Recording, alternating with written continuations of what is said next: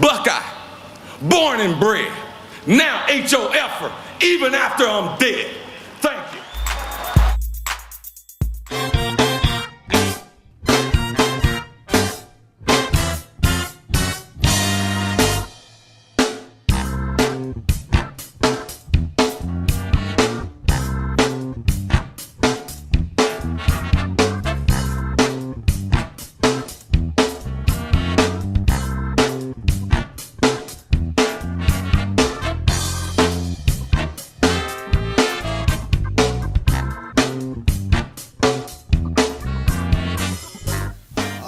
Good evening, football fans, and welcome. This is the 2013 NFC Preview Show. This is Football Talk, of course, an Inside Sports production. I'm your host, Charles E. Smith Jr. I'll be bringing you this great half hour we got for you. We're going to break down the contenders, the pretenders. We'll see who's for real, who ain't for real, and all that other good stuff. So before we get into it, let me go ahead and bring in my co-host, none other than Chris Lardieri. You can follow him on Twitter, which I highly recommend, by the way, because he's always got those little nuggets of wisdom he throws out there into cyberspace for all of us to enjoy. Follow him at Chris L. Sports. Without further ado, Mr. Lardieri, what's happening? Charles, thanks for the great intro as always, and thanks for having me back after my performance with the AFC Preview Show last night. I thought maybe I'd be replaced within 24 hours, kind of like Jets backup quarterbacks. But regardless, thank you for having me back. Yeah, no such luck, man. You're in for the long haul. It's one of those, I owe you your signing bonus already because you did that show yesterday, so I may as well keep you on for the full season.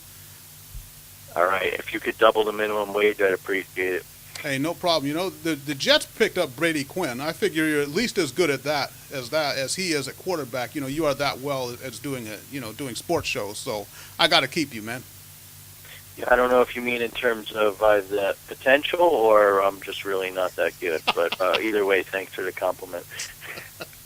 All right, so let's go ahead and break them down. We did the AFC last night, and then what we're going to do is break down the NFC division by division, and then at the end we're going to give our picks on what two NFC teams will represent that conference in the Super Bowl, and also we'll tell who's going to go from the AFC, and then maybe pick a couple of games if time permitting. So without further ado, let's go ahead and get to the NFC North, which that's Aaron Rodgers' division, as we know. But the question is, do the Packers absolutely own that NFC North? It would appear so. Mr. Lardieri, what do you think? NFC North. I would agree. My pick is the Packers. That said, I don't think it's as wide open as everyone thinks. I know the Packers have tried to improve their running game, and Mr. Rodgers is a happier man with his contract, but the questions will continue to be on the defensive side of the ball. So let's see what Mike McCarthy and company have done there to fix some things, because they got absolutely lit up in the playoffs by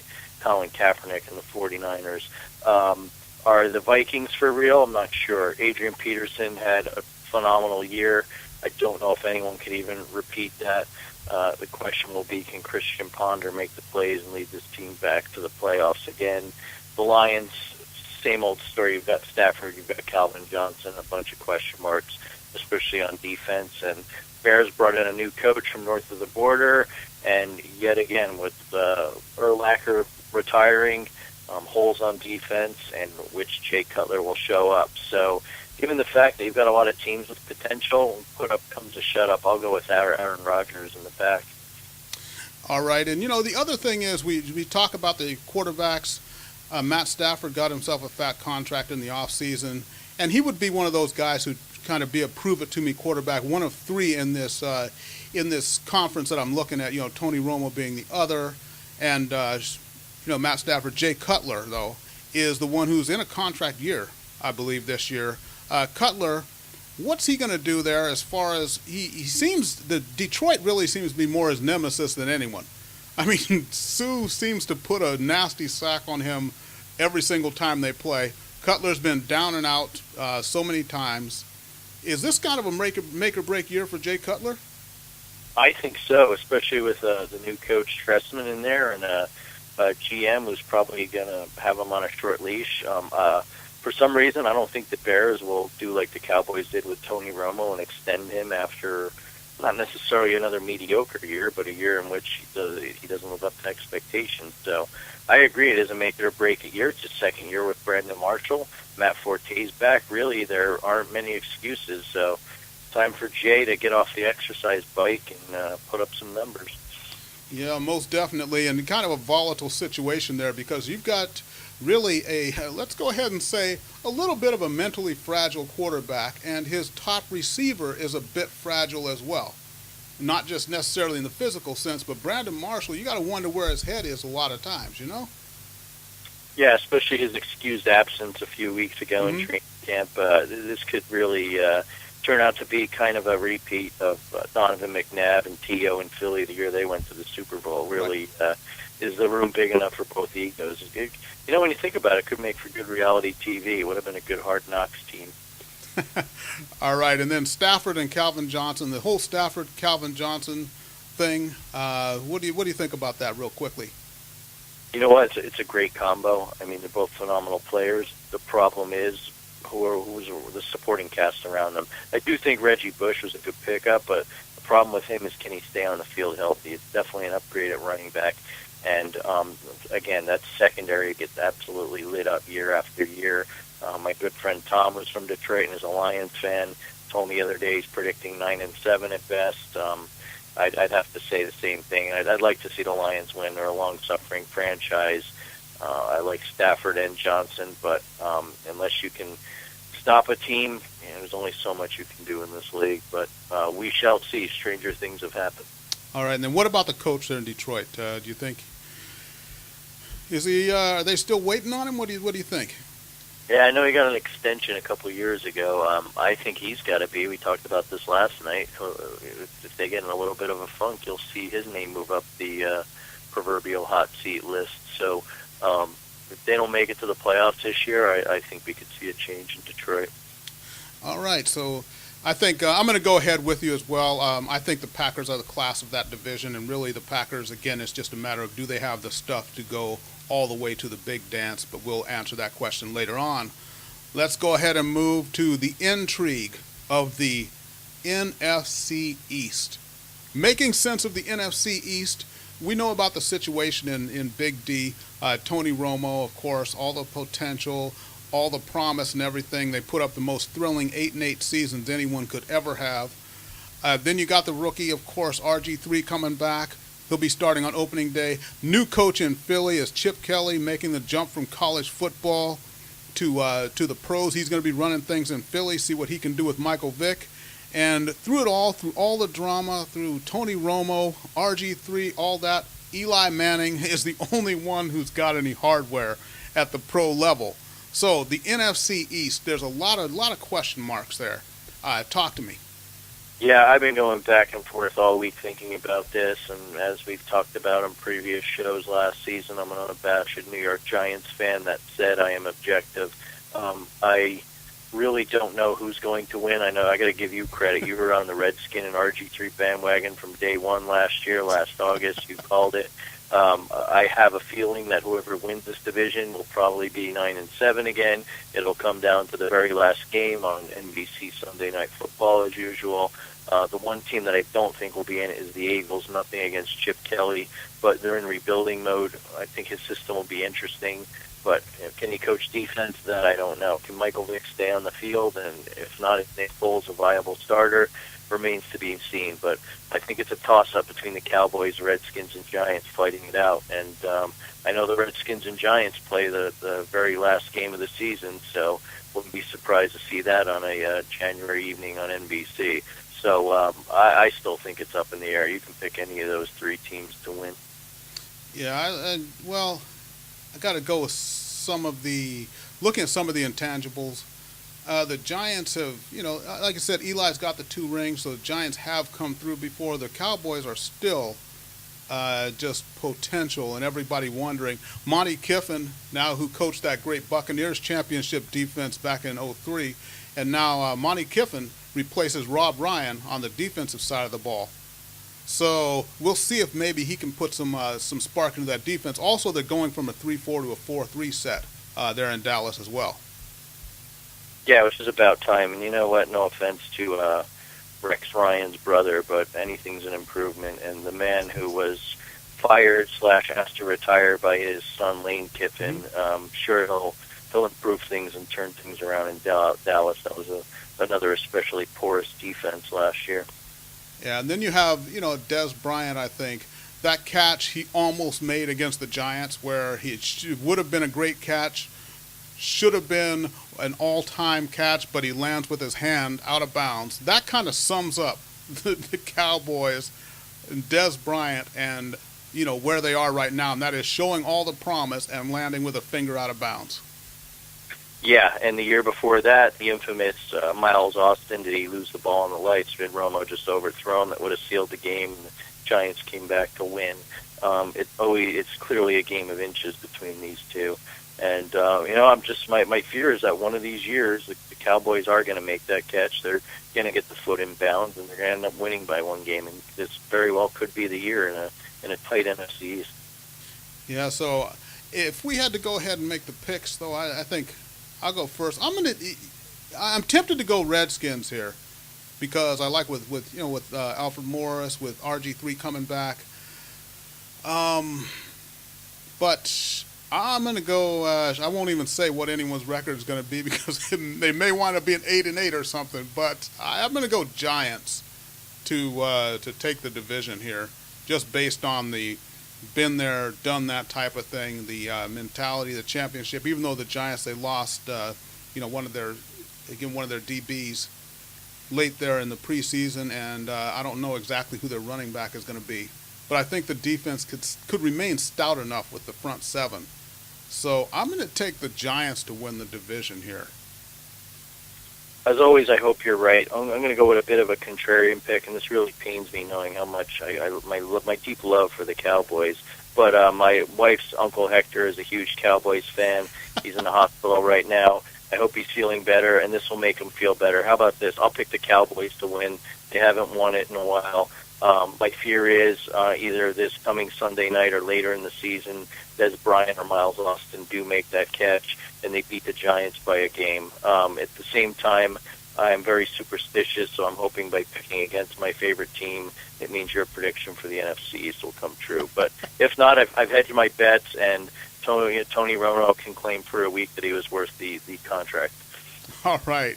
There we go. And boy, did he get a fat contract. Oh, my goodness. In fact, I thought that Flacco's contract was a little over the top. And then when I saw what Romo got, I realized that, Flacco's underpaid. Yeah, he immediately became a bargain, thanks to Jerry Jones. Okay. So we differ a little bit on that one, but we agree it's kind of topsy-turvy. Let's go ahead to the NFC South. And it would come down to, you look at Atlanta, the Atlanta Falcons, of course, one that's finally won a playoff game last year, Tony Gonzalez, first playoff win in his whole career, and Matt Ryan as well. Now they got a real running back instead of Michael Turner, who showed up for here and there, every other game maybe. But now they got Steven Jackson back there. Tony Gonzalez signed on for another year.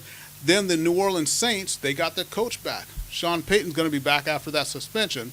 So is the NFC South still a two-horse race, or maybe will we see Josh Freeman, Tampa Bay, the muscle hamster Doug Martin, who he came on last year but lost a little bit of steam. But how do you see that NFC South? I think it's going to be a three-team race. I think it'll be year two of Greg Schiano. The Bucs started out well. Martin had a tremendous rookie season. Freeman really showed flashes of brilliance. Vincent Jackson was a tremendous free agent pickup and a humongous blunder by the Chargers. And the problem was the defensive side of the ball. And who do they go out and trade for and basically rip off the New York Jets? Revis Island. So they got themselves a shutdown corner now, which they were really lacking. Got some youth on the defensive line. I think the Bucs are for real. I think they could easily beat the Saints or the Falcons on a given week, and don't be surprised if they sneak in as a wild card. Now, will they win the division? Probably not. I think the Saints and the Falcons are stronger, but the Bucs are not going to be a pushover in 2013. Yeah, it's good, and it is good to see them, become competitive again for their, their fans, and after the things had really kind of fallen off after their championship those 10 years ago. But good to see the Bucs getting back into the mix, and I love Douglas Martin, the muscle hamster, as they call him. You got to love someone with that nickname. Great nickname. All right. But, Drew Brees is going to be back breathing fire. Matt Ryan under center for the Atlanta Falcons. Of course, he's got his big receivers there on the outside with Julio Jones. So what would you think, though? I know that the Tampa Bay Buccaneers going to get a little bit of a taste, but still, you kind of have to think it's still going to be New Orleans or Atlanta to win the division here. Yeah, my pick's going to be the Saints. Sean Payton sitting out last year due to bounty really showed his worth as a coach. And I think he's got a lot to prove. He's from kind of that Parcells school of coaching, and he's going to have a chip on his shoulder this year. Drew Brees will be thrilled to have him back. The offense isn't the problem. The defense was atrocious, and I think they've made some minor tinkering there. And the fact that Steve Spagnuolo's not there calling the plays, and Greg Williams isn't there offering bounties, I think they'll be more solid on the defensive side of the ball. And just that intangible of having your head coach back with a lot to prove. I think with an easier strength of schedule than the Falcons, I'm going with the Saints. All right. And, I still think it is a two-horse race, but I think I'm going to have to go a little bit against you here. Granted, I'm not going to be surprised if the Saints win it, but I'm going to go with the Falcons because, Ryan's still got all the threats that he has. He's still got the great arm, and now they've got a legit running back in Steven Jackson. And Steven Jackson was in purgatory in St. Louis for all those years. So you got a running back who's going to be hungry. And finally, he knows that all those yards, all that hard work may actually land him in the big dance. So I think he's going to have extra motivation.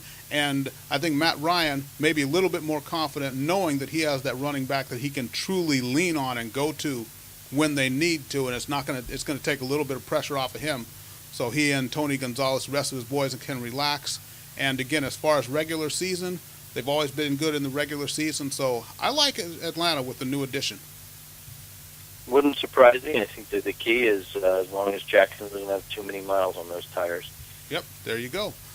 All right, let's go ahead to the NFC West. And I call them I call them the suddenly strong NFC West because you'll remember it wasn't too long ago when the Cardinals 9-7 and everybody bemoaned how weak the division was. They wind up in the Super Bowl, and then remember Seattle 7-9 going to the playoffs, knocking off the defending Super Bowl champion Saints, and ending all talk of should the division winner actually get a home game in the playoffs or not. But the NFC West, it just shows just how quickly those things can change. So you got the Niners, who went to the Super Bowl last year. You got the Seahawks, who are strong. There's a legitimate quarterback now in Arizona. Also, they got a running back. They got Rashard Mendenhall, from the Steelers. Larry Fitzgerald is happy again. And then you got the Rams, who, they're still the Rams. Yeah, and you know what? I actually think the Rams, especially with the changes Jeff Fisher's made there, I think they're going to be one of the most improved teams this year.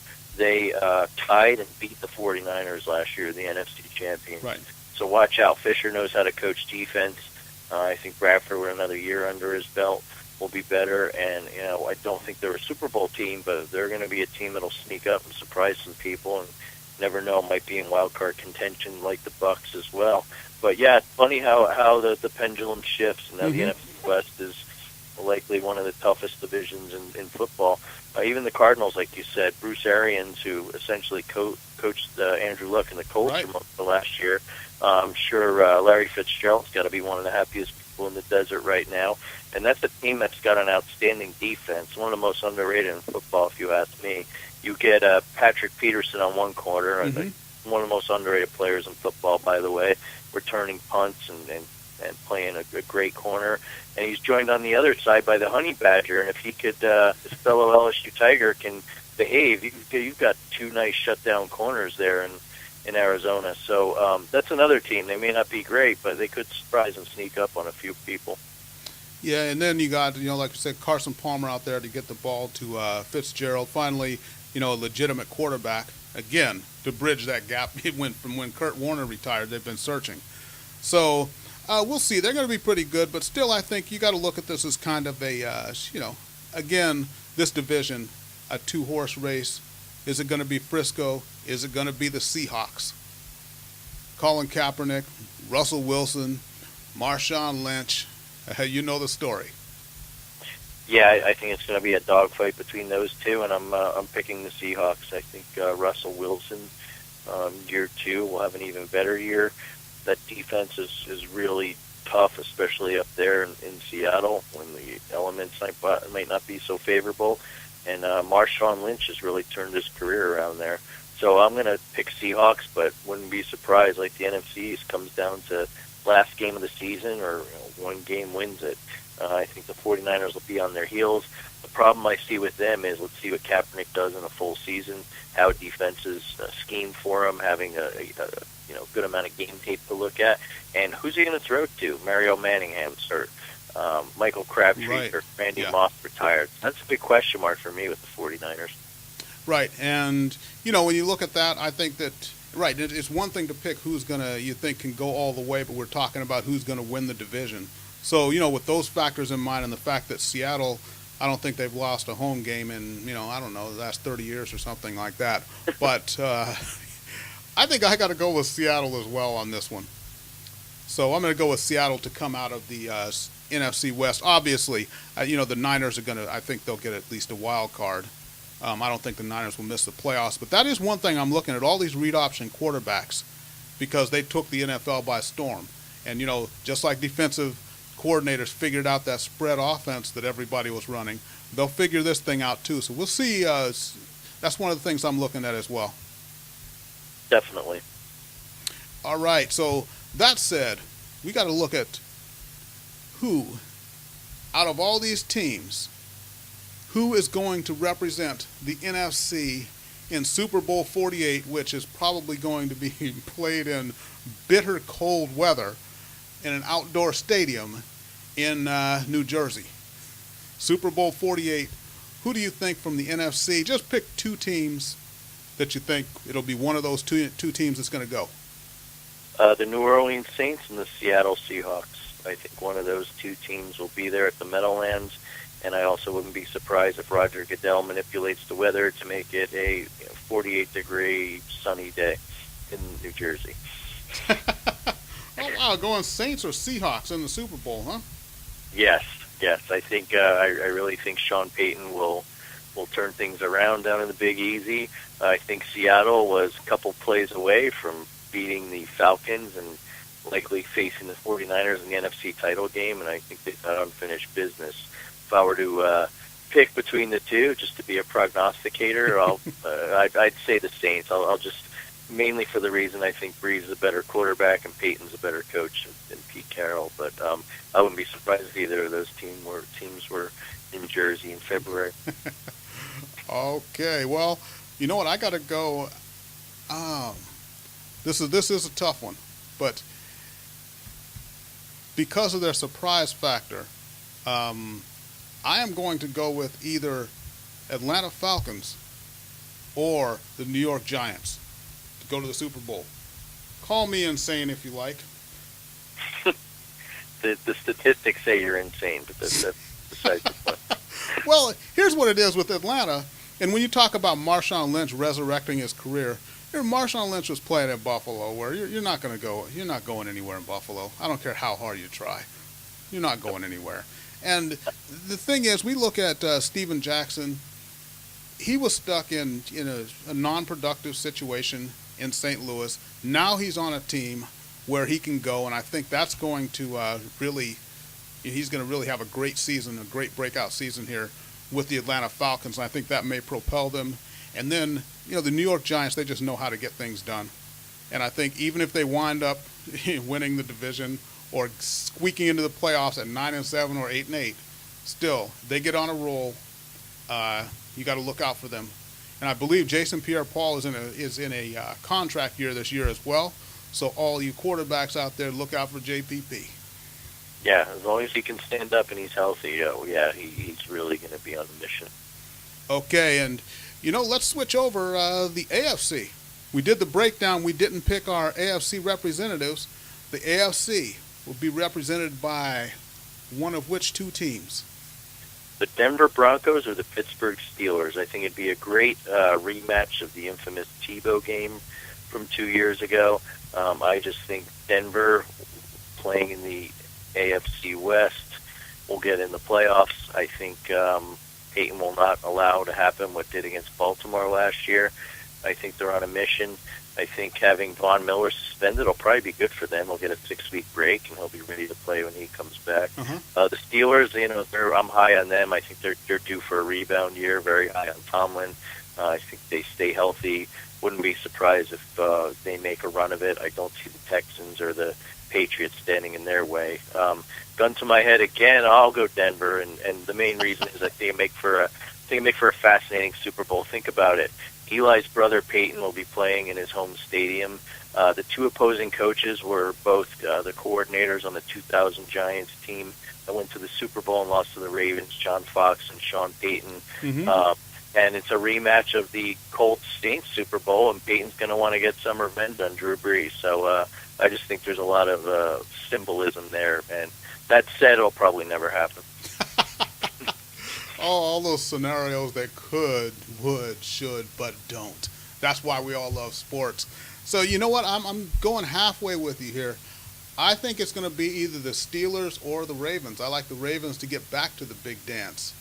You know, I still like what they talk about the players that they lost, but I think they did a great job of getting players to fill in, and Elvis Dumervil gives them a great element they haven't had as far as, getting that good rush off the edge. Him on one side, T-Sizzle on the other. I like what the Ravens can do, and once they gel together, I think we're going to have something there. So I got Ravens or Steelers going to the Super Bowl for the AFC. I like it. It's good logic. All right, so let's go ahead, and we got a few minutes. Let's pick a few of these games here.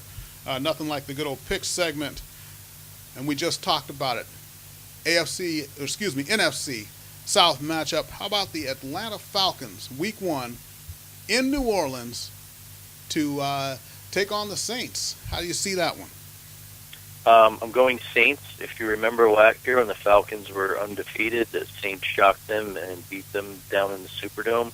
I think the place will be just absolutely nuts. And return of Sean Payton, I think Brees will be pumped up. And as I had said earlier, defense can only get better from where they were. And I think that'll be a mini playoff game atmosphere. I'm hoping for a good game.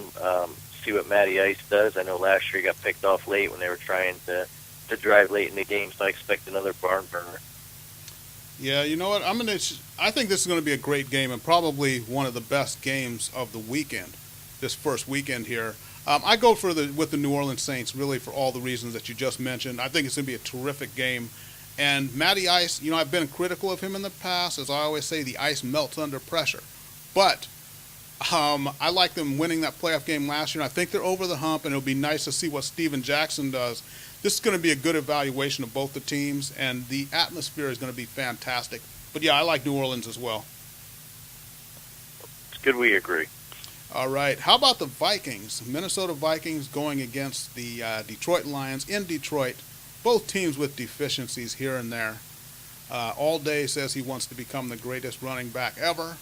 And, what can you say about his work ethic? But do they have enough to go into Detroit and take down the Lions?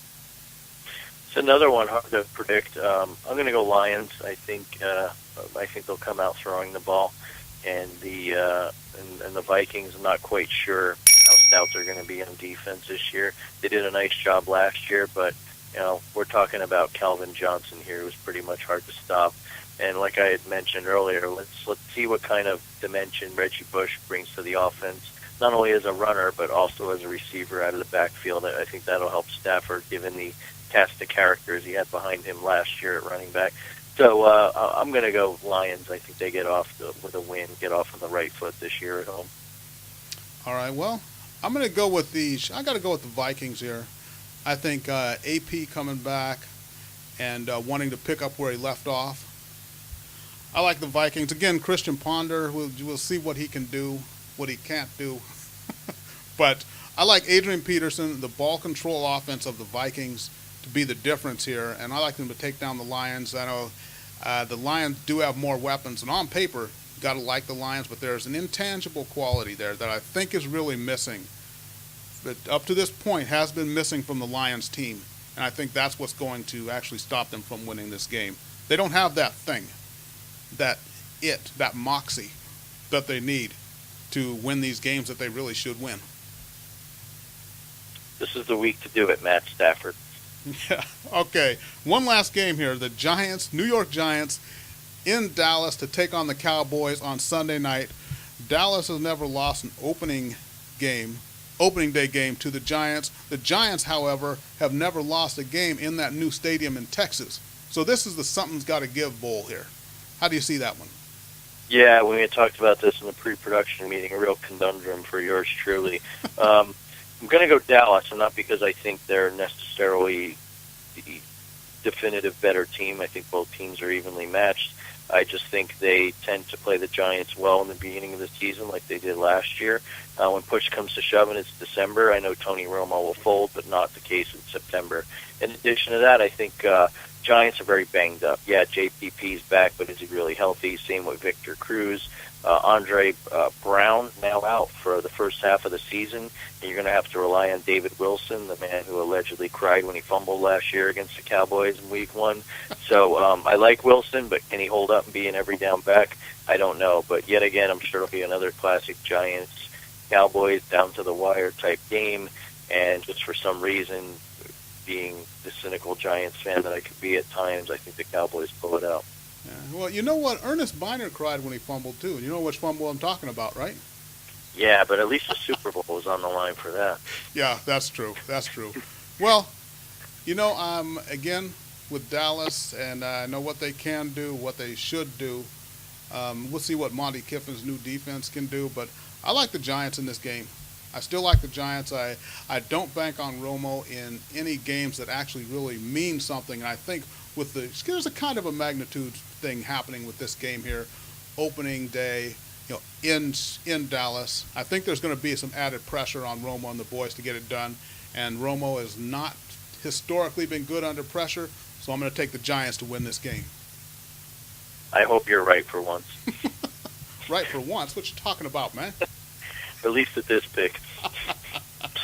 All right, so about time to get on out of here, everybody. So thanks for joining us. And every week during the season, normally Tuesday or Wednesday nights, you can watch us live on Ustream.tv doing the show Football Talk. Myself, Charles E. Smith Jr., and also Chris Lardieri. And remember, go ahead and follow us on Twitter. Follow Chris at Chris L Sports. You can follow yours truly at The Inside Sports. And Football Talk will be here every week, and we do this for one reason. We do it for you, the fans, not just because we like to hear ourselves talk or because we're narcissistic or any of that other stuff. But it's completely for you. This is a labor of love, especially if you knew what it was like in this studio. We're in Southern California, and it must be, I think, about 107 here. So if you think you see beads of sweat here and there, you do. If you think you saw a bead roll off my chin and just drop onto yeah, you did. You did. Okay. Chris, any final words? You're much more of a trooper than I am. The AC is running, but who knows if I'll afford the bill next month. No, I'll be continuing my FN Follies column on Football Nation. I will be posting my Unorthodox NFL preview column this week. As you mentioned, Chris L Sports on Twitter, and I've also got a blog now as well where you can post my links to this video as well as columns and other random thoughts I have. It's chrislsports.blogspot.com. And looking forward to a great season of football. All right, fantastic, everybody. So for Mr. Chris Lardieri, I am Charles E. Smith Jr. This has been Football Talk, which is an Inside Sports production. Thanks for joining us. Enjoy this great first week of football, and we'll see everybody next week.